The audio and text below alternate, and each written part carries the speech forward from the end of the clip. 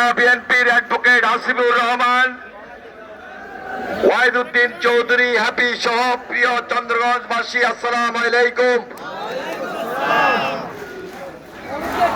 গত 5 তারিখ 1 বছর আগে একটা স্লোগান ছিল, পালাইছে রে পালাইছে, পালাইছে রে পালাইছে, পালাইছে রে পালাইছে। আমি কিন্তু এই স্লোগানটা সেদিন শুনতে পারি নাই। আমি জেলে ছিলাম, আমার মতো অনেকেই জেলে ছিল, যারা বাইরে ছিল খুব আনন্দ করেছে। আমি আনন্দের ভাগও পাই নাই, কিন্তু হাসিনা পালাইছে, পালাইছে রে পালাইছে, পালাইছে রে পালাইছে। ওই দিন যেহেতু স্লোগানটা দিতে পারি না, এই জন্য আবার স্লোগানটা দিলাম, পালাইছে রে পালাইছে, হাসিনা পালাইছে। হাসিনা পালানোর আগে কিছু ইচ্ছা ব্যক্ত করেছিল। এই স্লোগান দিবে না ভাই, এই এই এই স্লোগান দিও না, সবসময় স্লোগান দিলে হয় না, বক্তৃতা শুনতে হয়। হাসিনার কিছু ইচ্ছা ছিল পালানোর আগে। এই অ্যাডভোকেট হাফিজ সাহেব আসছে, দাঁড়ান। মান্দারি ইউনিয়ন বিএনপি আসছে, ধন্যবাদ। সব ইউনিয়ন থেকে আসছে ইনশাল্লাহ। যেহেতু চন্দ্রগঞ্জ নতুন থানা, 8টি ইউনিয়ন, সব ইউনিয়নের আমাদের অঙ্গ সংগঠন বিএনপি নেতৃবৃন্দ সবাই আসছে। বৃষ্টি যদি না হইতো, বৃষ্টি যদি না হইতো, তাহলে এই মিছিল, এই মিটিং কত বড় হইতো এটা আমার জানা আছে। তারপরও বৃষ্টি উপেক্ষা করে আন্দোলন করছি, আর বৃষ্টি উপেক্ষা করে আজকে বিজয় র্যালিও করবো ইনশাল্লাহ। আর পালাইছে তো উনি পালাইছে। পালানোর আগে একটা ইচ্ছা ছিল, ভাতটা পর্যন্ত খাইয়া দিতে পারে না। মুরগির মাংস নাকি রান্না করছিল। সে বাসার মধ্যে বড় বড় মাছ ছিল, মাছগুলা নিয়ে পাবলিক নিয়ে চলে গেছে, গেছে না? আরো কিছু ইচ্ছা ব্যক্ত করছিল যে জাতির উদ্দেশ্যে একটা ভাষণ দিবে, ভাষণটা দিতে পারে নাই। টঙ্গীতে নিজের বাবার কবরস্থানে যায় একটু তোয়া টোয়া করবো, কান্নাকাটি করবো, সেটাও পারে নাই। সর্বশেষ 32 নম্বর যাইও পারে না। কিভাবে পালাইছে?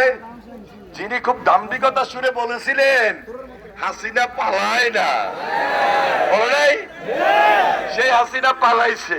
একটা বর্বরতার যুগ ছিল 17 বছর, একটা প্রতিহিংসা, একটা হিংসাত্মক মনোভাব নিয়ে দুর্বৃত্তায়ন, দুর্নীতি, দুঃশাসন, কি ধরনের একটা পরিস্থিতি 17 বছর সৃষ্টি করেছিল, প্রত্যেকটা মানুষ রন্ধ্রে রন্ধ্রে টের পেয়েছি। হয় মামলা, নইলে হামলা, নইলে অত্যাচার, নইলে নির্যাতন, নইলে গুম, নইলে খুন। সবাই আমরা ভুক্তভোগী ছিলাম না?